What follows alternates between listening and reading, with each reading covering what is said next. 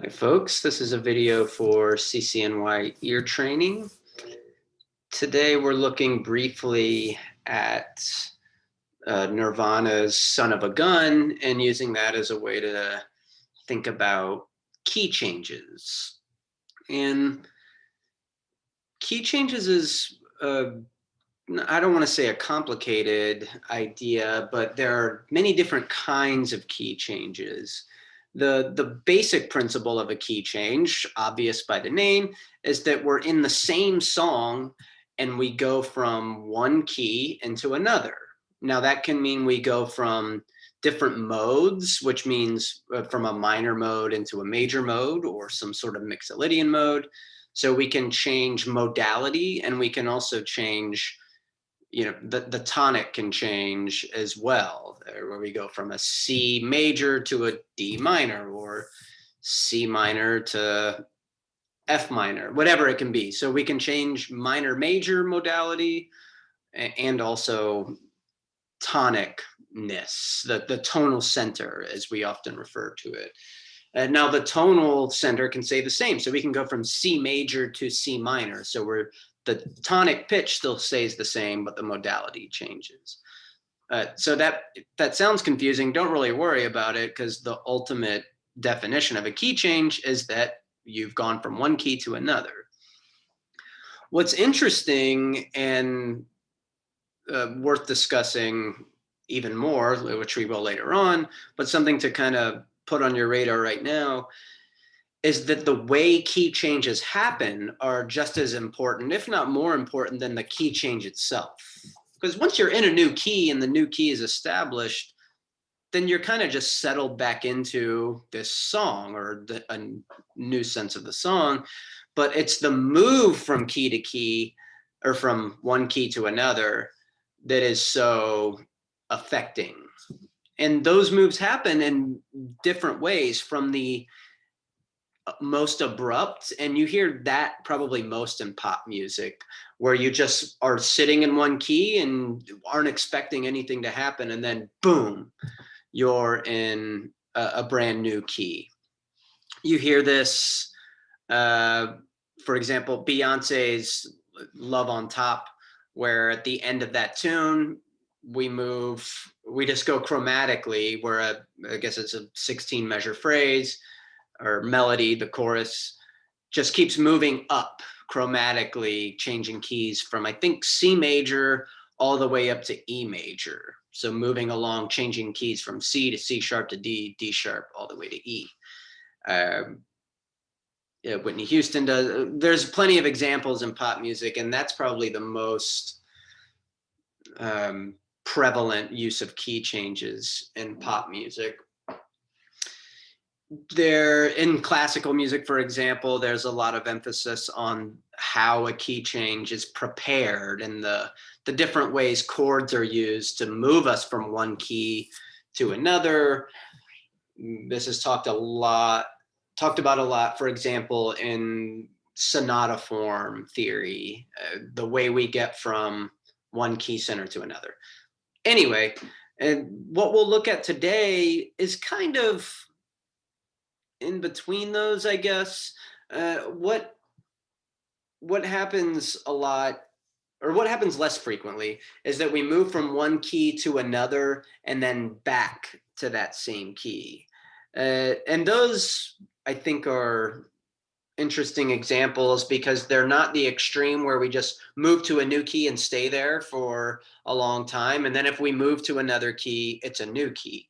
In this case, we have one section of a song that's in one key, then another section that's in a different key, then we go back to that original section in its original key. Let's look at this now. Bring this up. So this tune is in A major. We can, even though we change keys, we should categorize this as being in A major. It starts in A major, it ends in A major. What I always think is cool about this tune is that although it's in A major, we don't really get any A's. Isn't that weird? in the melody at least. We get plenty in the chord progression, and that's why we can call it an A major. But this main melody, 3-5-5, or 3-5-6-5-5-6-6-6-5-5, 3-5-6-5-5-3-6-6-4-5. Right? We have 3, 4, 5, and 6 of A major, but no 1. It's kind of funny. And the main progression here. So if you're thinking about your harmony class, we really just have 1, 4, and 5 chords, right?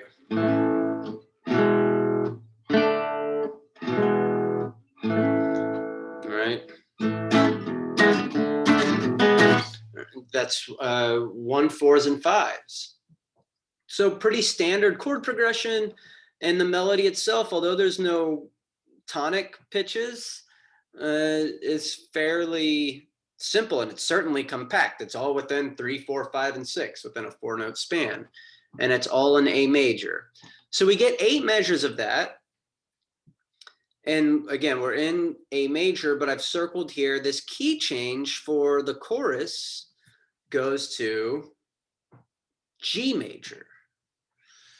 And then we get this, sorry.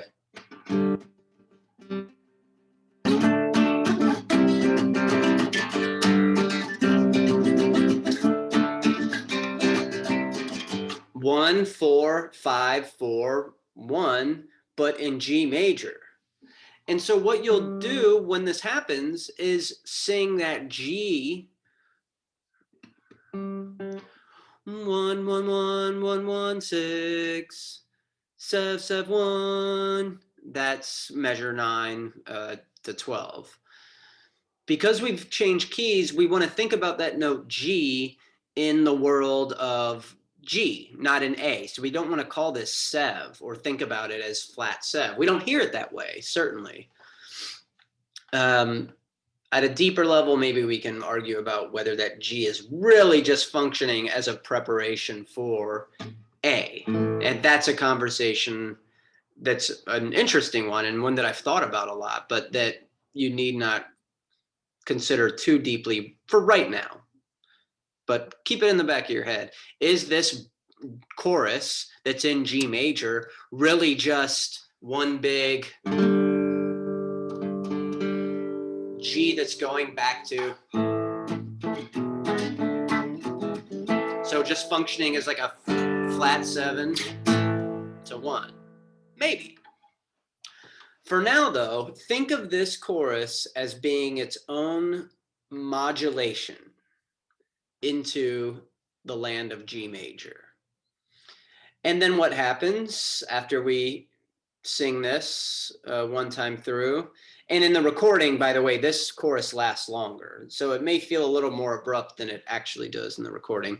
But then in measure 17 here, you see I've circled the key change back to A major. And we get back to our, it's just basically a repetition. The rhythm's a little different, so make sure you look at it, but more of just a 3, 5, 6, 5, 5, 6, 6, 6, 5, 5, 3, 5, 6, 5, 5, 3, 6, 6, 4, 5, right? That melody. So that's a key change that's not quite as abrupt as the most ubiquitous pop music key change, which is really just going up a half step and singing the same thing.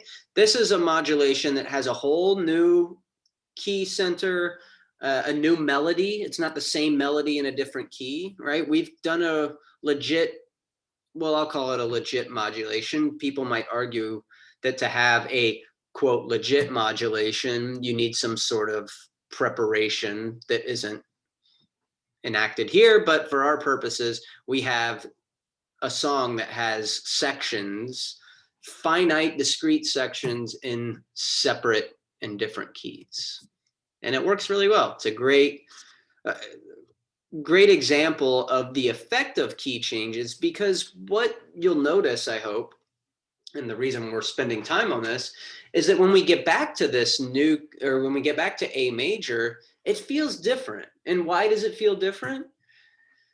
Because you've gone through this journey of a different key center. The whole point, I shouldn't say the whole point, one benefit of key changes is that when you get back to keys you were in before, they feel different, right? That time away from A major makes your return to A major a little different. In the same way, when you go on vacation and then you come back home, it feels like home. It is home. It feels like it was before, but it's slightly different. Your time away has inflected your return to this space.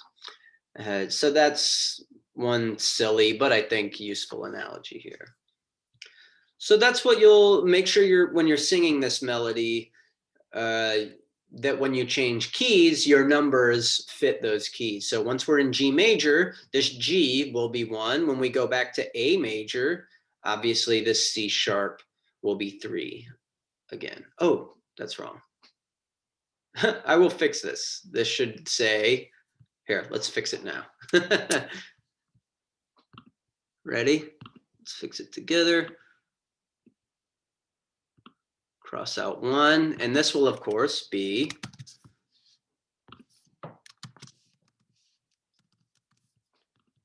three. I'll put it here. It'll look better on your page. But there, you get to see a mistake in action. Okay, let me know if you have any questions. Of course, shoot me an email, and happy key changes. Take care.